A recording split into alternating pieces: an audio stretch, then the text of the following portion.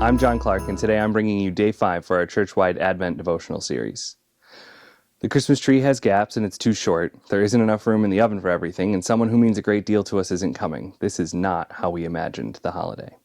Sometimes we become so focused on how we think things should be, how the perfect Norman Rockwell Christmas will solve so many problems, that we fail to recognize or appreciate the incredible blessing of what is.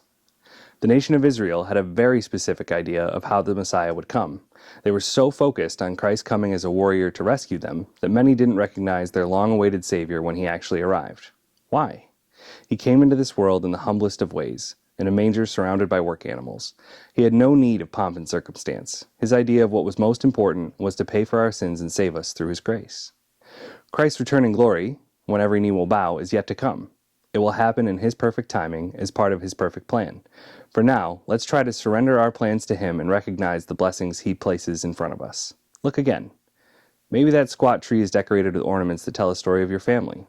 Was that unplanned casserole taking up limited space made with the help of little hands? A little eggshell never hurt anybody. And those faces around your table, maybe they might have been overlooked and overshadowed had your attention been focused elsewhere. Although God's plan may not match our own, it could not be more perfect.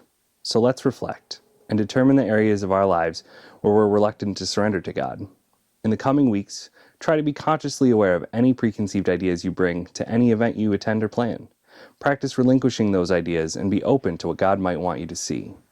How might God use you to help others see more of their blessings than their difficulties?